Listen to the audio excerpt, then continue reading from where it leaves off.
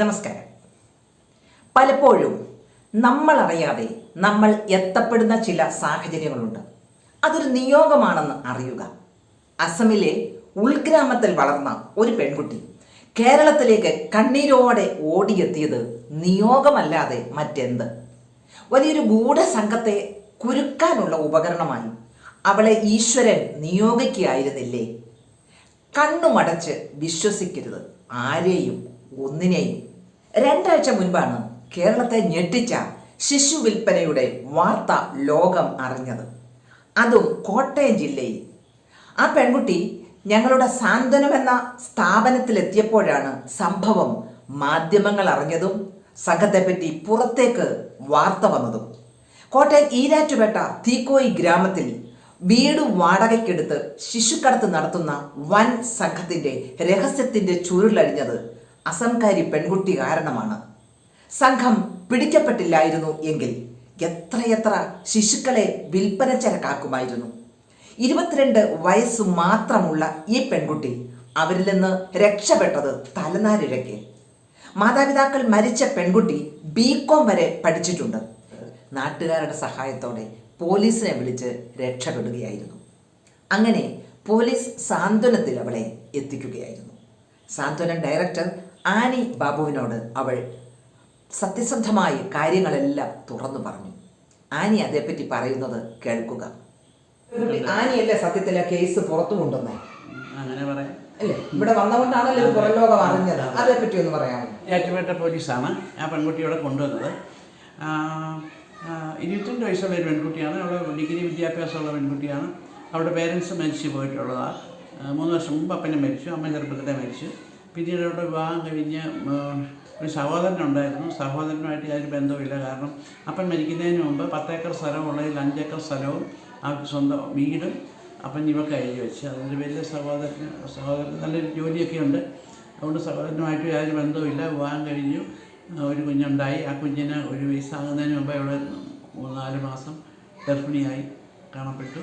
അപ്പോൾ ഗർഭിണിയാണെന്ന് അറിഞ്ഞത് താമസിച്ചാണ്. അത് കഴിഞ്ഞപ്പം ഭർത്താവിൻ്റെ അമ്മയും അത് അബോർട്ട് ചെയ്യാൻ വേണ്ടി നിർബന്ധിച്ചു. പക്ഷേ അവൾക്ക് അവളുടെ വളരുന്ന ഒരു കുഞ്ഞിനെ നശിപ്പിക്കാൻ അവൾക്ക് മനപ്രയാസമായിരുന്നു. അവിടെ സമ്മതിച്ചില്ല. അവർ ഹോസ്പിറ്റലിൽ കൊണ്ടുപോയെന്നാണ് പറഞ്ഞ് നിർബന്ധിച്ച്. അപ്പോൾ അതിന് സമ്മതിക്കാത്ത ഒരു സാഹചര്യത്തിൽ അവൾ വീട്ടിൽ കയറാൻ പറ്റത്തില്ല, ഇറങ്ങി പോക്കോളാൻ പറഞ്ഞു. അമ്മയും പറഞ്ഞു, മകനും പറഞ്ഞു. അങ്ങനെയുള്ള ഒരു സാഹചര്യത്തിൽ അവൾ വീട്ടിൽ നിന്ന് ഇറങ്ങി പോകുന്നു. അവിടെ ഒരു കൂട്ടുകാരത്തിൻ്റെ വീട്ടിൽ പോയി താമസിച്ചു.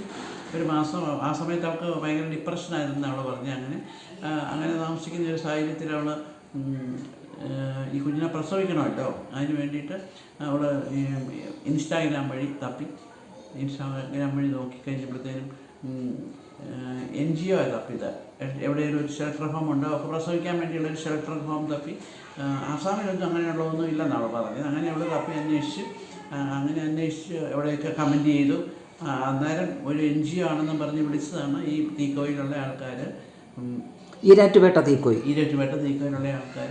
അവരൊരു NGO ആണ്, അവർ സഹായിക്കാം, ഷെൽട്ടർ തരാമെന്നൊക്കെ പറഞ്ഞ് വിളിച്ച്. അങ്ങനെ ആ പെൺകുട്ടിക്ക് ടിക്കറ്റും അയച്ചു കൊടുത്തു, പൈസ അയച്ചു കൊടുത്താണ് പെൺകുട്ടി അവിടെ നിന്ന് ഇങ്ങോട്ട് വരുത്തിയത്. ഇവിടെ വന്ന് അവർ കോട്ടയത്ത് ട്രെയിൻ വന്നിറങ്ങി. അവർ ഈരാറ്റുപേട്ട വരെ ബസ്സിന് വന്നു. അവിടുന്ന് അവർ ഓട്ടോയിൽ കൂട്ടിക്കൊണ്ട് പോയി. അത് കഴിഞ്ഞ് അവിടെ ചെന്ന് കഴിഞ്ഞപ്പം അവർക്കൊരു സംശയം തോന്നി. ആ വീട്ടിൽ ഫർണിച്ചറൊന്നുമില്ല. കാരണം ഇവരെല്ലാം കഴിക്കുന്ന വെറും പ്ലാസ്റ്റിക് പ്ലേറ്റില്ല. പക്ഷേ ഇവരുടെ എല്ലാവരുടെയും കയ്യിൽ ഐഫോണുണ്ട്. അപ്പോൾ ഇവരുടെ ഒരു ഫർണിച്ചറും ഇല്ലാതെ കിടക്ക മാത്രം വിരിച്ച് കിടക്കുന്നു. അതുപോലെ അവിടെ വന്നപ്പോൾ അവിടെ 2 സ്ത്രീകളുണ്ടായിരുന്നു. ഒരു സ്ത്രീ പ്രസവം കഴിഞ്ഞ ഒരു സ്ത്രീ, ഒരു ഗർഭിണി. അപ്പോൾ ഇവർക്ക് അവിടെ വെച്ച് പീഡനം വല്ലതും ഏറ്റിട്ടുണ്ടോ? ഇവർ പറഞ്ഞു. പിന്നെ അത് കഴിഞ്ഞപ്പോൾ ഇവർ പറഞ്ഞു പ്രസവിച്ച് കഴിയുമ്പോൾ ഇവർ നോക്കാം, പക്ഷേ പ്രസവം കഴിയുമ്പോൾ കുഞ്ഞിനെ അവർക്ക് കൊടുക്കണം. അപ്പോൾ അത് അവൾക്ക് സമ്മതമല്ല. അവൾ പറഞ്ഞു കുഞ്ഞിന് വേണ്ടി അവൾ ഭർത്താവിൻ്റെ വീട്ടിൽ നിന്ന് ഇറങ്ങേണ്ടി വന്നു. അതുകൊണ്ട് കുഞ്ഞിനെ തരത്തില്ല. അപ്പോൾ അവർ പറഞ്ഞു 3 ലക്ഷം രൂപ തരാം. അപ്പോൾ പക്ഷേ അത് അവൾക്ക് സമ്മതമല്ല. അത് കഴിഞ്ഞപ്പോഴത്തേനും അവർ കൊച്ചിനെ കൊടുക്കാമെന്ന് പറഞ്ഞപ്പോൾ ഒത്തിരി അടിച്ചു കഴിഞ്ഞപ്പോഴത്തേനും അവർക്ക് പേടിയായി. അത് കഴിഞ്ഞപ്പോൾ ഇവർ ഇംഗ്ലീഷിൽ പറയുന്നത് കേട്ടത് പ്രസവം നടന്നു കഴിഞ്ഞ് ഇവിടെ ദുബായിക്ക് വിടാമെന്ന്. ദുബായിക്ക് വിടാം. അപ്പോൾ ഇംഗ്ലീഷൊക്കെ വിദ്യാഭ്യാസമുള്ള കുട്ടിയായതുകൊണ്ട് മനസ്സിലായി. അതൊക്കെ മനസ്സിലായെന്നുള്ള ഇവർക്ക് അറിഞ്ഞില്ല. ദുബായിക്ക് ഇവിടെ നമുക്ക് ദുബായിക്ക് അയക്കാം. അപ്പം വിൽപ്പനയായിരിക്കും, അതും വിൽപ്പനയായിരിക്കും. കുഞ്ഞിനെ വിൽക്കാം, അമ്മയും വിൽക്കാം. അങ്ങനെ ആവാം. അപ്പോൾ അവൾക്ക് ഭയമായി. അപ്പോൾ അത് കഴിഞ്ഞപ്പോൾ ഇവർ എഗ്രിമെൻ്റൊക്കെ തയ്യാറാക്കി കൊണ്ടുവന്ന് കൊച്ചിനെ ഇവിടെ താമസിക്കണമെന്നുണ്ടെങ്കിൽ ഒരു എഗ്രിമെൻറ്റ് സൈൻ ചെയ്യണം. അപ്പോൾ അവൾ ആലോചിച്ച് പറയാമെന്ന് പറഞ്ഞു. അവൾ സൈൻ ചെയ്യാമെന്ന് ഉറപ്പിച്ച് പറഞ്ഞു. അത് കഴിഞ്ഞപ്പോൾ ഇവിടെ ഒത്തിരി ഉപദ്രവിച്ചല്ലോ. അത് കഴിഞ്ഞപ്പോൾ അവൾ പുറത്തിറങ്ങിയിട്ട് ബഹളം വെച്ച് കാർക്കുകയൊക്കെ ചെയ്തു. നേരെ ഇവിടെ ബാഗ് കൂടെ പുറത്തിട്ട് പൊക്കോളാൻ പറഞ്ഞു. അങ്ങനെയാണ് അവിടെ നിന്ന് പോകുന്ന വഴി വന്ന് കരഞ്ഞ സാഹചര്യത്തെ കുറേ സ്ത്രീകളൊക്കെ കൂടി അവിടെ അംഗൻവാടി ടീച്ചറിൻ്റെ വീട്ടിലെ മറ്റേ കയറ്റി കുറച്ച് സാരി ഇരുത്തി. അങ്ങനെ പിന്നെ പോലീസിനെ വിളിച്ചു. അങ്ങനെ പോലീസുകാർ ഇവിടെ കൊണ്ടുവന്നില്ല. ഇവിടെ ഒന്ന് പറഞ്ഞു കഴിഞ്ഞപ്പോൾ ഇത് 1 മണിക്കൂറിനകം തന്നെ നമ്മൾ ആ പരാതി എഴുതി. നമുക്ക് മനസ്സിലായി ഇവിടെ കച്ചവടം നടക്കണമെന്നുള്ളത് മനസ്സിലായി. കഴിഞ്ഞപ്പോഴത്തേനും വേണ്ട പരാതി ഇരട്ട സിക്കും SP-ക്കും ഒക്കെ നമ്മൾ അയച്ചു, പരാതി എഴുതി അയച്ചു. അങ്ങനെയാണ് സംഭവം പുറത്തു വന്നു. ഈ കുഞ്ഞുങ്ങളെ വളർത്താനാണോ അവയവ കച്ചവടത്തിനാണോ കൈമാറുന്നതെന്ന ചോദ്യവും ശക്തമാണ്. അവിഹിത ഗർഭത്തിലെ സന്താനത്തെ ആരും അറിയാതെ കൈയൊഴിഞ്ഞതിൻ്റെ ആശ്വാസത്തിന് അപ്പുറം ചെറുപ്പക്കാരായ ആ സ്ത്രീകളെ ഗൾഫിലേക്ക് മനുഷ്യക്കടത്തും നടത്തുന്നു. ഇതിനോടകം എത്ര സ്ത്രീകളെ ഇങ്ങനെ കടത്തിയിട്ടുണ്ട്, എത്ര ശിശുക്കളെ വിറ്റുകഴിഞ്ഞു. ഇതിൻ്റെ പിന്നിലെ മറഞ്ഞിരിക്കുന്ന ആസൂത്രകൻ ആരാണ്, ആ സൂത്രധാരൻ ആരാണ്, ഗൾഫിലെ ഇവരുടെ കണ്ണി ആരാണ്? പിടിക്കപ്പെട്ടത് വെറും ഒഴിവ മാത്രമാണോ? വമ്പൻ സ്രാവുകൾ പിന്നിലുണ്ടോ? ഒരുപിടി ചോദ്യങ്ങൾ അവശേഷിക്കുന്നു. ഏതായാലും കേരള പോലീസ് അതിന് പിന്നാലെയുണ്ട്. ഇന്റർനെറ്റിലൂടെ വലയെറിഞ്ഞ് ചതിയൊരുക്കി കാത്തിരിക്കുന്ന വൻ സംഘം പതിയിരിപ്പുണ്ട് ഇവിടെ. ഒരു അപമാനത്തിൽ നിന്ന് രക്ഷപ്പെടാൻ ഓടിച്ചെല്ലുന്നത് വൻ ദുരന്തത്തിലേക്ക് ആവരുത്. സാന്ത്വനം പോലെ എത്രയോ NGO സംഘടനകൾ നിസ്വാർത്ഥ സേവനം ചെയ്യുന്നുണ്ട് നമ്മുടെ സംസ്ഥാനങ്ങളിൽ. ചതിയിൽപ്പെട്ട ഒരാളെയും പരസ്യമാക്കാതെ ചേർത്ത് പിടിക്കുന്നവർ, അവരെ കണ്ടെത്തുക. ഇതിനോടകം അങ്ങനെ മുഖം രക്ഷിച്ച് ജീവിതത്തിലേക്ക് തിരിച്ചു നടന്ന ഒട്ടേറെ യുവതികളെ സാന്ത്വനത്തിലൂടെ എനിക്കറിയാം.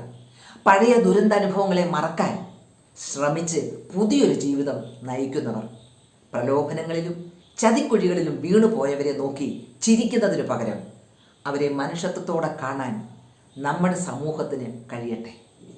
Thank you for watching me. God bless you all.